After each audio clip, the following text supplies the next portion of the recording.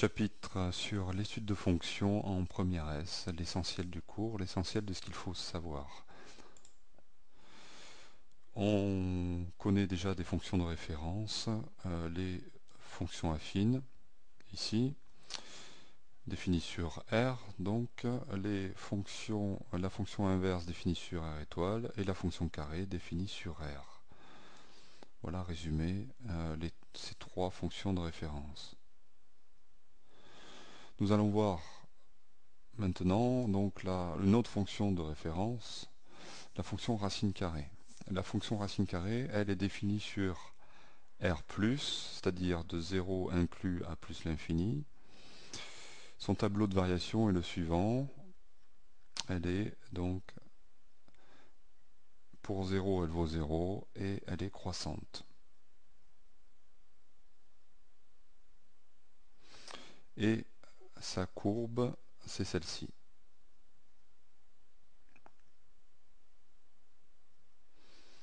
Voyons les positions relatives entre x carré, x et racine de x. Si on considère d'abord les x négatifs, on remarque que donc racine carrée de x n'est pas définie, donc il n'y a pas de courbe verte. La courbe bleue qui représente la fonction x carré est au-dessus de la fonction x. Entre 0 et 1, c'est la courbe verte qui est au-dessus de la fonction x, qui est elle-même au-dessus de la fonction x carré. Et pour les x supérieurs à 1, c'est la fonction carré qui est au-dessus de x, qui est elle-même au-dessus de racine de x.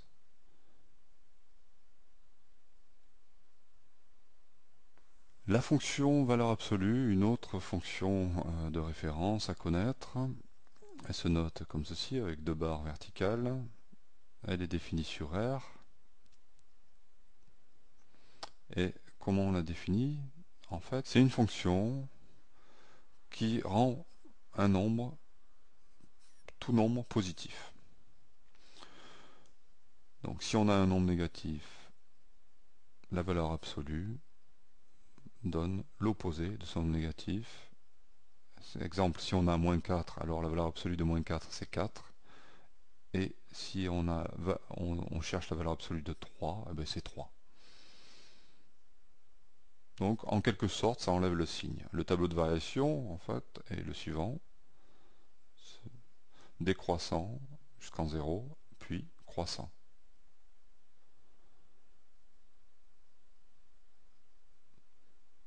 Ces différentes variations se montrent très bien et on pourra le montrer plus tard.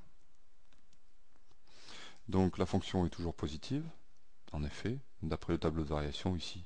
Si 0 est le minimum, forcément, il y a des plus partout. Et la fonction est de cette forme. 2 demi-droites issues de haut. Voilà en résumé ce qu'est la fonction. Valeur absolue. Voyons maintenant le lien qu'il y a entre valeur absolue et distance. La valeur absolue d'un nombre, c'est donc le nombre sans son signe. C'est ce qu'on a dit tout à l'heure. Ainsi, on peut dire que la valeur absolue d'un nombre, c'est la distance à 0 de ce nombre.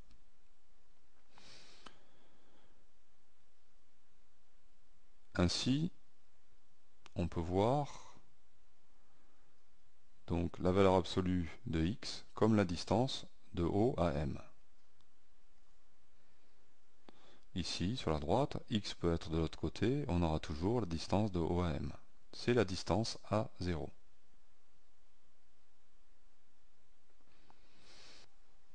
Ainsi, si la valeur absolue de x est la distance de O à M, la valeur absolue de x moins a, c'est donc la distance de A à M.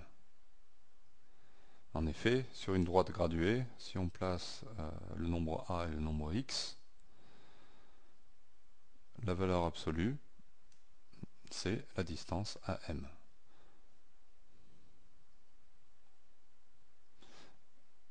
Ainsi, comment on va résoudre les équations du type valeur absolue de x égale b ou valeur absolue de x moins a égale b. Par exemple, valeur absolue de x égale 2. Donc on pense que c'est l'ensemble des points M tel que la distance AO est égale à 2. Donc il y a ce point et aussi ce point. Tous les deux sont en distance de haut. Donc en fait on a deux points, moins 2 et 2. Voilà les solutions. Maintenant, comment on va résoudre cet exemple? Valeur absolue de x moins 1 est égale à 3. Donc on pense distance AM est égale à 3 avec A qui est égal à 1. Donc la distance AM est égale à 3. Le point M, il vient ici ou ici. Donc on a deux solutions, 4 ou moins 2.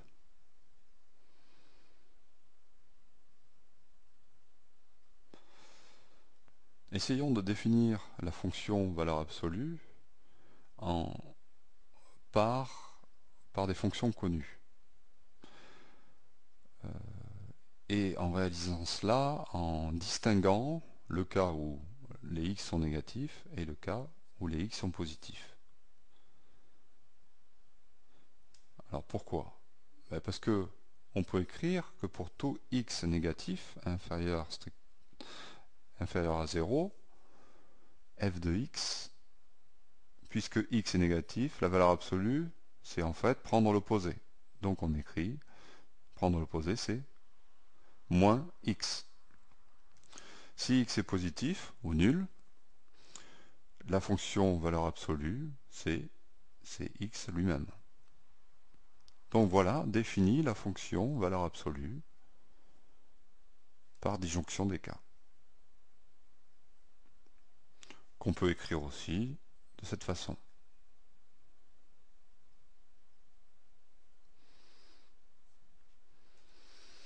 Alors voyons maintenant des opérations sur les fonctions. On considère k appartenant à un réel et une fonction connue. Donc une fonction de référence. Et on va regarder ce que devient u plus k, si on multiplie u par un réel, ce qu'est la racine de cette fonction et l'inverse de cette fonction. Donc d'abord en ajoutant un réel. Donc pour tout x appartenant au domaine des définitions de u, on a f de x est égal à u de x plus le réel. Voici la courbe de u. Plus 2, c'est-à-dire qu'on ajoute f de x. Je rappelle, hein, f de x dans une courbe, c'est représenté par l'ordonnée des points de la courbe. C'est l'ordonnée. Donc si on fait plus 2, c'est qu'on rajoute plus 2 sur l'ordonnée. Donc on va faire tous les points ici vont être déplacés vers le haut suivant le vecteur 2j.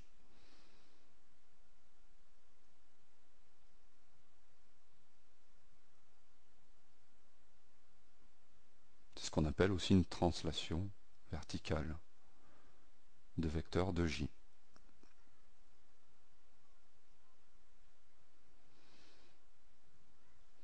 Ça aurait été moins 1, eh bien on aurait fait de moins 1j vers le bas. Voilà.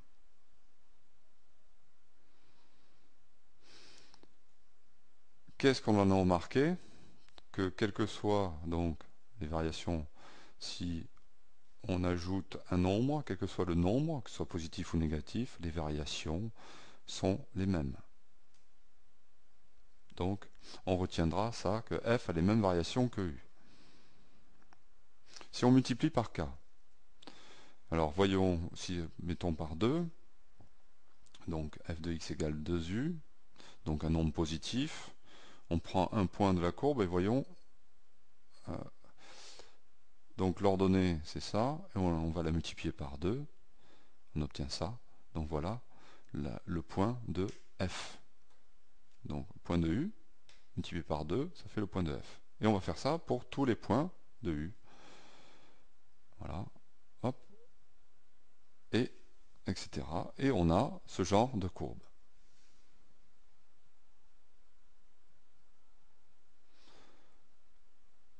Donc on s'aperçoit que les variations sont les mêmes aussi. Hein, là où c'est décroissant, où u est décroissante, ici, f l'est aussi. Mais là où c'est u est croissante, f est aussi croissante. Maintenant, dans le cas où on multiplie par un nombre négatif, on fait comme tout à l'heure, on prend certains points de u et on multiplie ici par moins 1. On prend l'opposé. Hop, voilà. Et on obtient donc ce genre de courbe. Et on s'aperçoit que là où u est décroissant, la fonction f est croissante. Et là où u est croissante, à partir d'ici, la fonction f, elle, est décroissante. Donc, elle varie à l'inverse.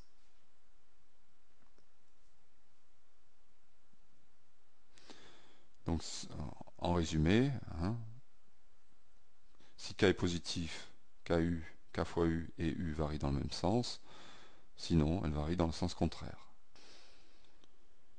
Pour f égale racine de u, pour que f soit défini, il faut absolument que u de x soit positif.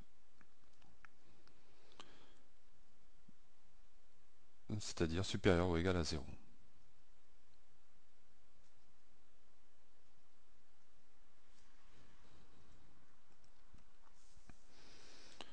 En effet, sinon on ne peut pas prendre la racine d'un nombre. Hein, comme on ne peut pas prendre la racine, comme racine, la fonction racine n'est définie que sur R+, il faut absolument que U, donc l'image de x par U, appartienne à R+. Et dans ce cas, racine de U et U varient dans le même sens.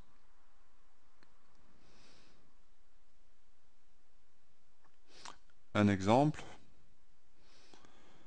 donc ici on a racine carrée de 2x plus 4, une fonction affine. Donc pour que cette fonction existe, ou qu'on puisse écrire ça, il faut que 2x plus 4 soit supérieur ou égal à 0. Ce qui équivaut à x supérieur ou égal à moins 2. Comment je fais, hein, ça on l'a vu en seconde, on résout. On peut imaginer,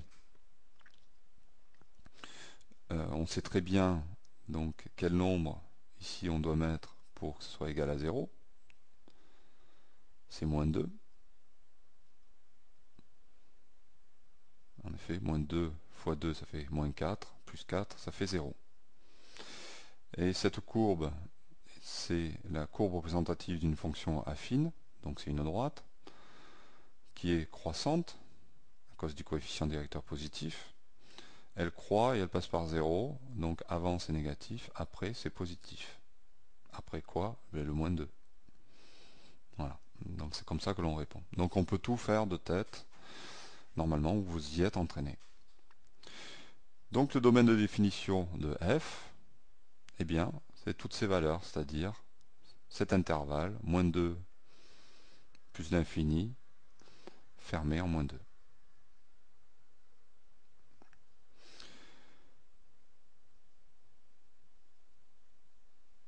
Donc voilà ce qu'on aurait pu écrire sur les variations. 2x plus 4 varie de cette façon, négatif, positif. Donc il est défini, f n'est défini que sur moins 2 plus l'infini. Et ces variations sont les mêmes que la variation de la fonction affine. Pour ce qui est de la fonction inverse, qu'est-ce qu'il faut pour écrire ça? Encore, il faut faire attention à quoi? Que l'image par u, elle, soit différente de 0. Donc dans ces cas-là, pour tout x vérifiant ceci, du domaine de définition de u, alors on a f de x qui est égal à 1 sur u sur x, u de x. Et 1 sur u et u varient en sens contraire. Ça, c'est un résultat qu'il faut connaître. On pourrait le montrer, évidemment, hein, mais c'est assez simple.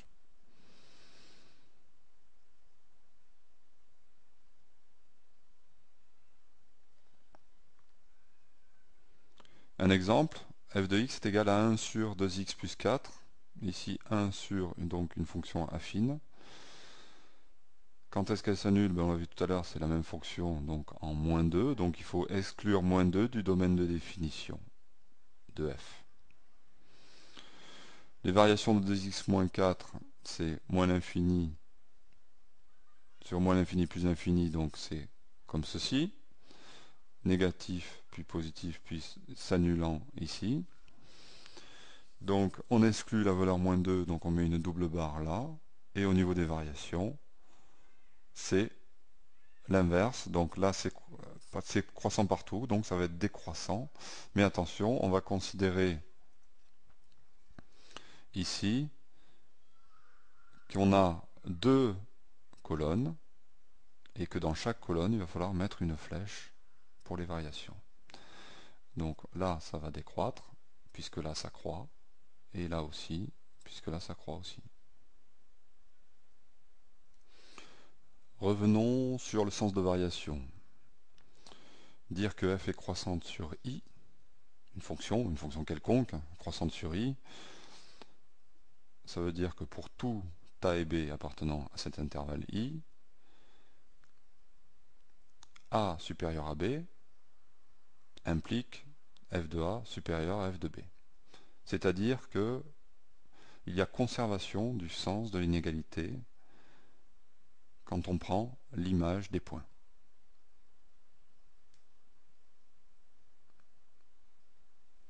Donc conservation du sens par l'image.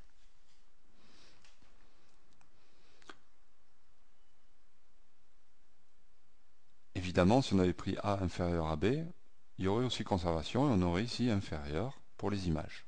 C'est ça que ça veut dire. Donc on conserve l'image. Si f est décroissante, eh bien là, le sens n'est pas conservé. Donc on passe de ici supérieur à inférieur, et pareil, si ici c'est inférieur, ça passe à supérieur.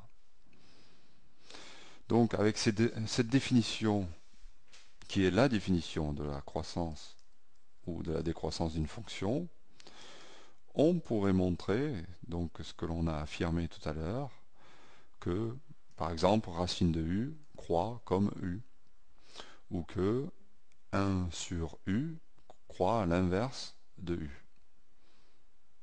C'est assez simple. Autre chose concernant les fonctions, on peut étudier la parité. Une des conditions pour cela, il faut que le domaine de définition de la fonction dont on veut étudier la parité, il faut qu'il soit symétrique par rapport à O. Symétrique par rapport à O, voilà, c'est domaine de définition de moins 4 à 4. Il faut qu'on ait la même distance à 0 des bornes de l'intervalle. Moins 4 est situé à la même distance de O que 4. R moins l'infini plus l'infini sont tous les deux situés à la même distance de O. R étoile est aussi symétrique par rapport à O, même si O n'appartient pas au domaine de définition. Hein, donc attention, on parle de... Il faut que l'intervalle, donc, ou la réunion d'intervalles, soit symétrique par rapport à O. Donc le domaine de définition soit symétrique par rapport à O. Des exemples qui n'en sont pas, donc moins 4, 7 n'est pas symétrique par rapport à O. R+, tout simplement, ça n'est pas symétrique, et R- tout seul non plus.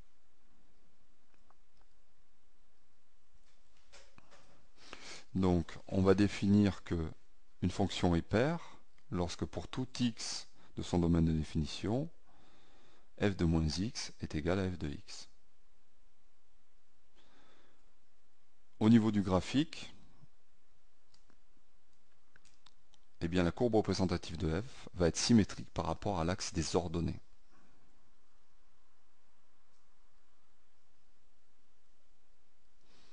En effet, voilà pour deux exemples, pour la courbe x carré ou racine de x, les deux sont des fonctions paires symétriques par rapport à l'axe des ordonnées. De la même façon, on va définir une fonction impaire, toujours pareil, la condition, c'est le domaine de définition symétrique par rapport à O. Fonction impaire, donc pour tout x appartenant au domaine de définition de f, f de moins x est égal à moins f de x.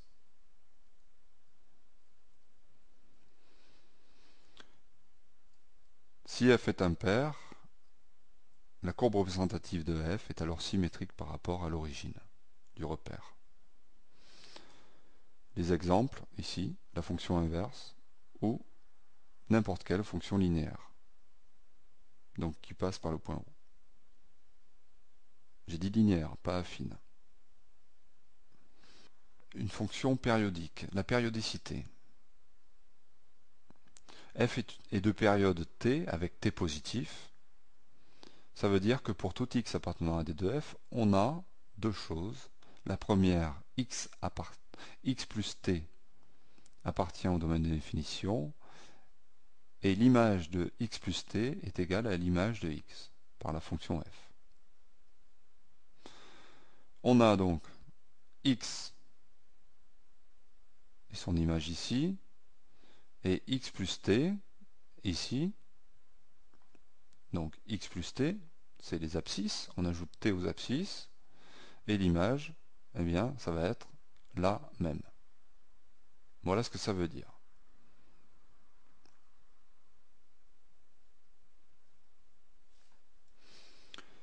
Ça veut dire que la courbe se reproduit à l'identique tous les t.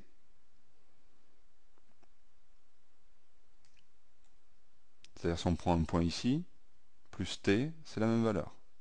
Plus t, c'est la même valeur, etc., etc. Pour ça, pour n'importe quel point de la courbe. Alors, voyons si on peut trouver donc une période. Ici, si on prend, si t, c'est cette distance. Alors, voyons, ça veut dire que si on déplace, on devrait ici avoir la même courbe, ce qui n'est pas le cas.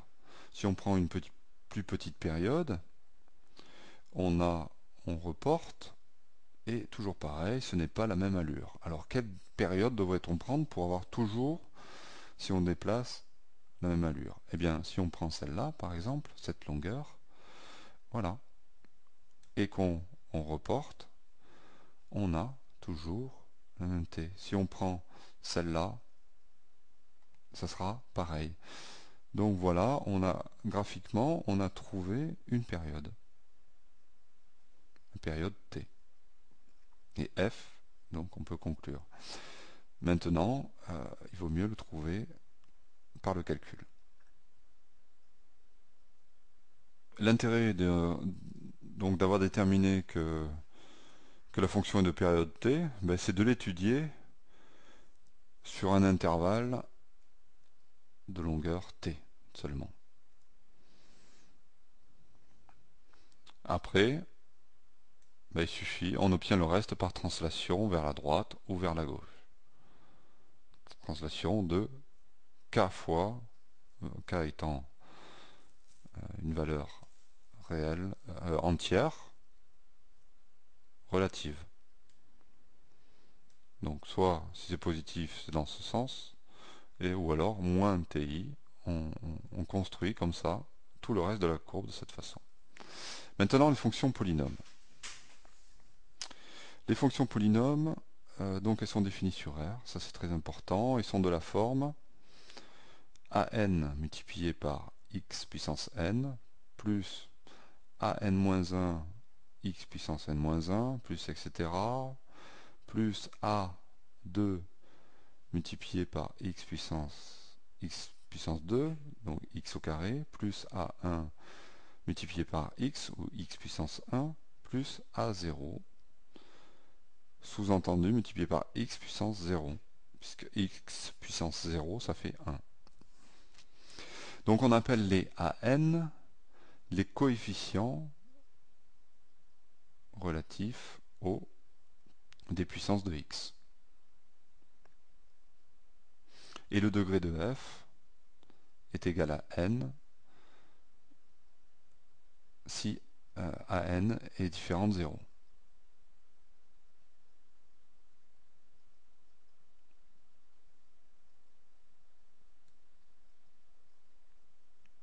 Par exemple, p de x est égal à moins 6 x puissance 4 plus 2x puissance 2 moins 3x plus 5. Le degré du polynôme, c'est donc le degré. Quel est le degré le plus haut? Quelle est la puissance de x la plus haute? C'est celle de 4 qui est ici. Donc le degré de p, c'est 4.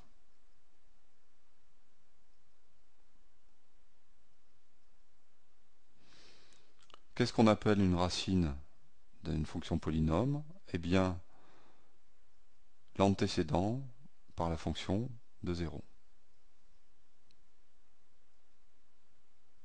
C'est la valeur de x pour laquelle la fonction s'annule.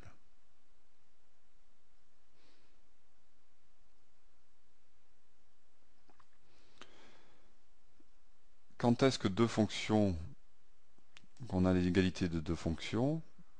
Ben déjà, lorsque leurs domaines de définition sont les mêmes, et ensuite, pour tout x appartenant à D, les images sont les mêmes. f de x est égal à g de x. Donc j'ai bien dit pour tout x.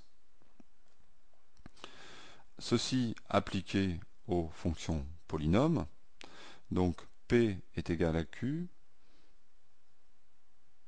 équivaut que pour tout x appartenant à R, p de x est égal à q de x. Comme le degré de p est égal au degré de q, donc il faut aussi que tous les coefficients soient égaux. Donc j'insiste ici, p deux polynômes sont égaux si d'une, leurs degrés sont les mêmes, et en plus, leurs coefficients sont les mêmes.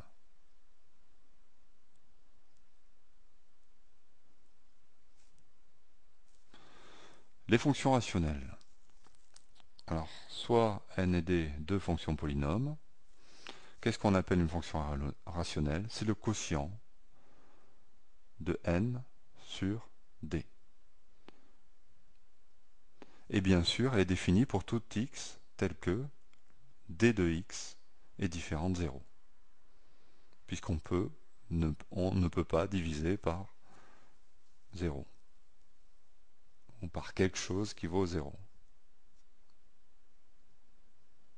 Par exemple, x carré plus x plus 1 sur x moins 1 est une fonction rationnelle. Elle est définie pour tout x tel que x moins 1 est différent de 0, c'est-à-dire x égale 1. Donc elle est définie pour tout x appartenant à R privé de 1. Voilà pour le cours sur l'étude de fonctions. Rendez-vous maintenant à la vidéo sur les exercices, les méthodes et la rédaction. C'est la vidéo savoir-faire rédiger.